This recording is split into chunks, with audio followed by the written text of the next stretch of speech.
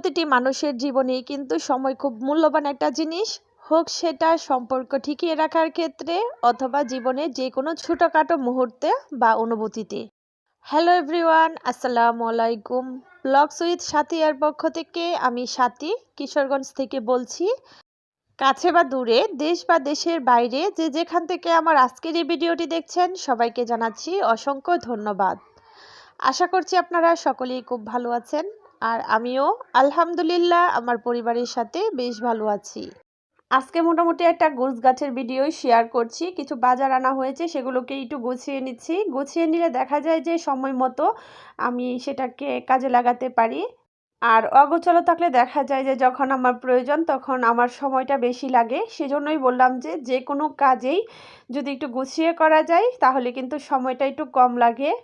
আর একজন কর্মজীবী নারী হিসাবে আমার ক্ষেত্রে কিন্তু সময়টা আরও বেশি মূল্যবান। অফিসে যাওয়ার আগে যখন রান্না করতে যাই তখন যদি সব কিছু একটু গুছানো থাকে তখন দেখা যায় আমার কাজটা করতে সুবিধা হয়। তাছাড়াও দেখা যায় অফিস থেকে এসেও কিছু রান্না করা নেই, তাড়াতাড়ি করে রান্না করব, তখন যদি একটু গুছানো থাকে তাহলে রান্না করতে সুবিধা হয়। ঝটপট রান্না করে খেয়ে ফেলতে পারি, আর না হলে দেখা যায় যে অনেকটাই সময় লাগে। বিশেষ করে যেদিন যেটা রান্না করি চেষ্টা করি আগের দিন রাতে সেটাকে গুছিয়ে রাখতে, তাহলে দেখা যায় যে পরের দিন সকালে ঘুম থেকে উঠে রান্না করতে আমার বেশি সহজ হয়। আর সকালে যদি রান্না করে যাই তাহলে আমি অফিস থেকে এসে একদম রিল্যাক্সে খাবারটা খেতে পারি। আর যদি রান্না না করেই চলে যাই তাহলে দেখা যায় যে অফিস থেকে এসে ক্লান্ত শরীরে আবারও রান্না করতে হয়, তারপর একদম খেতে খেতে দেখা যায় যে সন্ধ্যাই হয়ে যায়। তো সেজন্য চেষ্টা করি আগের দিন রাতে গুছিয়ে রাখতে, পরের দিন যেটা রান্না করব সেটা। আর যেদিন বাজার আনে সেদিন চেষ্টা করি বাজারগুলোকে এইভাবে গুছিয়ে রাখতে, তাহলে আমার হ্যাসেলটা কম হয়।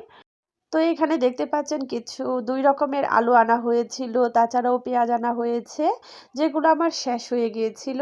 এগুলো কিন্তু রোজার বাজার না, যেহেতু রোজাও চলে এসেছে। তো সেই সাথে বাড়িতে গিয়েছিলাম, আম্মু কিছু গাছের সিমও দিয়ে দিয়েছে, তাছাড়াও বাজার থেকে বেগুন, কাঁচামরিচ, আর সেই সাথে এটাকে আমাদের এলাকায় খিরাই বলে, আপনাদের এলাকায় কি বলে কমেন্ট করে জানাবেন। এগুলো আনা হয়েছিল, এগুলোকে গুছিয়ে নিচ্ছি।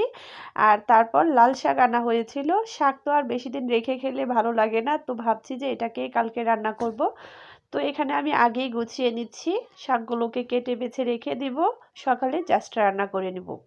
ভিডিওর এই পর্যায়ে একটা ছোট্ট রিকোয়েস্ট করে নিচ্ছি, এই পর্যন্ত ভিডিওটি দেখার পর যদি কোথাও কোনো অংশ একটু ভালো লেগে যায় তাহলে প্লিজ একটা লাইক করে সম্পূর্ণ ভিডিওটি কন্টিনিউ করবেন।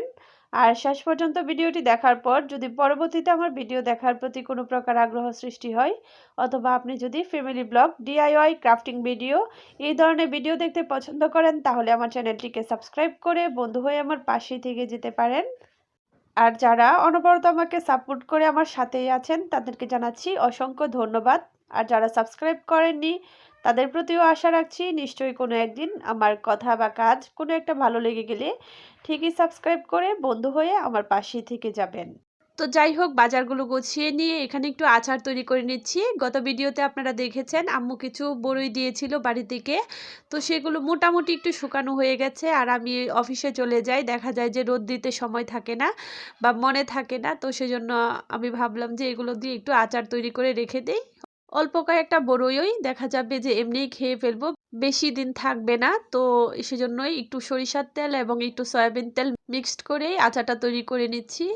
একদমই সিম্পলভাবে এখানে রসুন একটু থেতো করে দিয়েছি, তারপর আস্ত পাঁচফোড়ন দিয়েছি, আর তার মধ্যেই দিয়ে দিচ্ছি বড়িগুলো দেওয়ার পর একটু হলুদের গুঁড়া, একটু মরিচের গুঁড়া, একটু জিরার গুঁড়া দিয়েছি, আর একটু লবণ দিয়েছি ব্যালেন্সটা করার জন্য।